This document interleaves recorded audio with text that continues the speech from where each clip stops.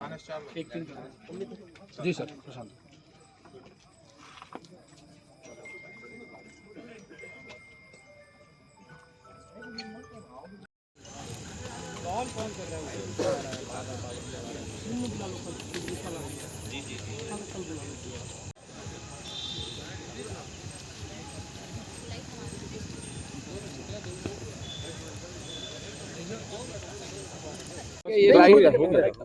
एक बड़ी घटना घटी है और अमित जो साथी अपराधी था से मारा गया है। किस रूप में देखते हैं इस घटना को और कितनी बड़ी उपलब्धि दुर्ग पुलिस के लिए है ये?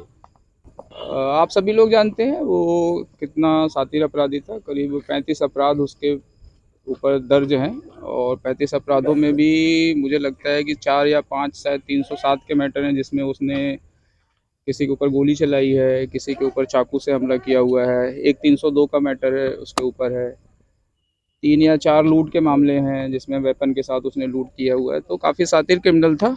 और लास्ट इवेंट भी जो उसने किया था वो 2 लोगों के ऊपर सिविक सेंटर के पास में ही गोली चलाई थी और तब से फरार चल रहा था। पिछले 2 दिन से हमारे पास इनपुट थी कि वो शहर आने वाला है। काफ़ी दिन से वो शहर से दूर था और 2 दिन से हम लोग उसकी सर्चिंग पे लगे हुए थे कि आया है क्या, आया है क्या। आज शाम को उसी को ढूंढते ढूंढते कुछ क्राइम की टीम निकली हुई थी। तो इधर जयंती स्टेडियम के पीछे के एरिया में जब हमारी टीम उधर से आ रही थी तो सामने से ये एक बाइक पे किसी के साथ आ रहा था। उसको देखते ही हमने गाड़ी जब क्रॉस लगा के उसको ब्लॉक करने की कोशिश किया तो बाइक वाला पीछे मुड़ के तो भाग गया। ये उतर के मतलब ये भागा है। जैसे ही भागा है उसने हमारी गाड़ी के ऊपर फायर किया। 2 राउंड हमारी गाड़ी के ऊपर फायर हुआ है, जिसमें आप देखेंगे तो एकदम ड्राइवर के सीट के बगल से गोली निकल के चली गई है। अगली मतलब किसी को लगी नहीं। फिर हमने जवाबी फायर किया उसको और वो उसके पैर में गोली लगने के बावजूद जब हमने पहले उसको गोली चलाई, उसके पैर में गोली लगने के बावजूद उसने 4-5 राउंड और भी फायर किया, जो टीम बता रही है। हम सुरक्षात्मक रूप से उस समय आड़ ले चुके थे, तो उसके बाद हमने जो फायर किया उसमें उसको शायद 1-2 बुलेट लगी है और अभी वो ढेर हो गया है। सर किस तरीके का वेपन रखा था सर? किस तरीके का वेपन रखा था ये? एक देसी पिस्टल टाइप का भी हाथ में दिख रहा है। वो वेपन की जब तक फॉरेंसिक जांच नहीं हो पाएगी, एग्जैक्टली क्या है, बोर क्या है, कैसा है, वो उसके बाद ही पता चलेगा। पुलिस वाले कितने फायर किए हैं साहब लगभग? ये अभी बता पाना मुश्किल है। टीम के बाद अभी हम जब अपनी टीम क्लोज करेंगे और क्योंकि 7-8 लोग थे उसमें, तो उनके वेपन से कितने फायर हुए उसकी बाइक वाला भाग गया साहब? हाँ, अभी बाइक जिस बाइक से था वो बाइक वाला मिसिंग है, उसको देख रहे हैं कौन। पुलिस टीम में तो कौन कौन शामिल थे यहाँ पर जिन पे उन्होंने गोली चलाई, तो कौन कौन यहाँ पर उपस्थित थे? पुलिस टीम में हमारी क्राइम की टीम थी, उसमें डीएसपी नायक और टीआई जो हमारे एसएसयू के प्रभारी हैं वो लोग थे। हम लोगों को चूँकि 2 दिन से इनपुट है कि वो शहर में आया हुआ है, तो उसके लिए हमने क्राइम की अलग अलग टीमें लगाई हुई थी उसको निशानदेही पे कि कहाँ पर है। हो सके तो मतलब कुछ घटना करने के पहले ही मतलब हम उसको गिरफ्तार कर सकें। आगे किस तरह की प्रक्रिया रहेगी पूरी मजिस्ट्रियल चेक को लेकर? चूँकि इनकाउंटर हुआ है तो प्रॉपर जो एनएचआरसी की गाइडलाइंस होती हैं उस गाइडलाइंस के तहत सारी प्रक्रियाएं पूरी की जाएंगी और पूरा उसका जो पीएम होता है उसकी वीडियो रिकॉर्डिंग से लेके बाकी सारी चीज़ें जो भी होती हैं एनएचआरसी गाइडलाइंस के अकॉर्डिंग पूरी की जाएंगी। Thank you. जो 9 दिन से फरार था, अचानक झाड़ियों में दिखा है, एनकाउंटर हुआ है। किस तरह का एनकाउंटर है, किस तरह से? पिछले 2 दिन से ऐसी इनपुट आ रही थी कि वो शहर में आया हुआ है और आप सभी लोगों को पिछली घटना के बारे में जानकारी है ही कि रात में 1:30 बजे कैसे उसने 2 सामान्य व्यक्तियों के ऊपर, जो इसमें से एक अंबिकापुर से यहाँ पे सिर्फ अपने रिश्तेदारी में आया था, बिना किसी बात के उसने सिर्फ अपने को भिलाई शहर का बादशाह साबित करने के लिए उसने गोली चलाई थी। और काफ़ी उस घटना पे शोर भी मचा था कि अपराधी खुलेआम ऐसे ही गोली चला रहे हैं। तो काफ़ी कुख्यात और शातिर अपराधी था जिसका काम था बात बात पे लोगों को चाकू मार देना, गोली चला देना।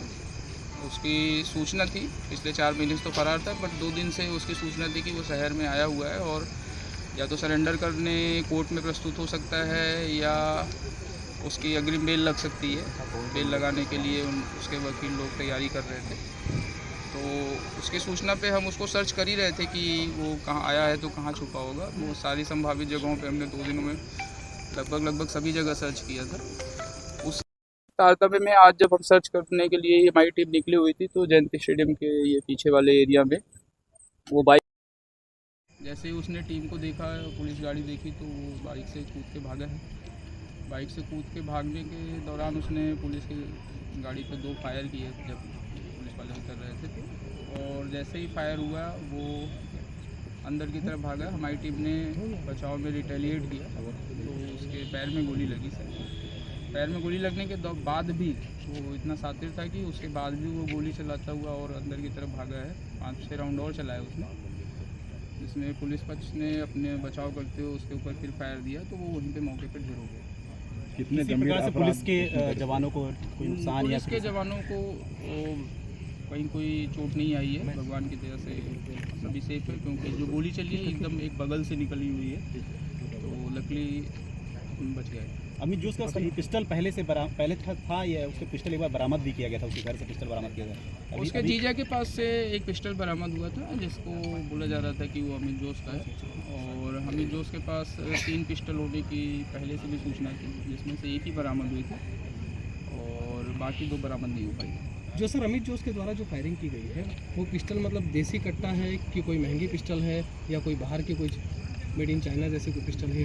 पिछली भी जो मिली थी वो देसी ही थी और थोड़ा स्टाइलिश जरूर लग रही थी, बट मेड देसी ही था, और इसको भी देखने से जो लग रहा है वो ऐसा ही है कि देसी ही है। बाकी फॉरेंसिक अभी उसकी जांच करेंगे तो, और उसका बोर और क्या कैसा है उसका फॉरेंसिक जांच के बाद पता चलेगा, क्योंकि अभी उसमें एफएसएल की टीम आएगी और उसको जब तक होगा तो प्रॉपर तभी पता चल पाएगा। सर कितने अपराध दर्ज थे अमित जोश पर और किस तरह के गंभीर मामले थे जिसके बाद ये? 35 अपराध पिछले अपराध को लेकर दर्ज थे उसके ऊपर, और उसमें से करीब 5 या 6 307 के मैटर हैं, जिसमें या तो उसने चाकू से या तो उसने गोली चला के लोगों को घायल किया था, जान से मारने का प्रयास किया था।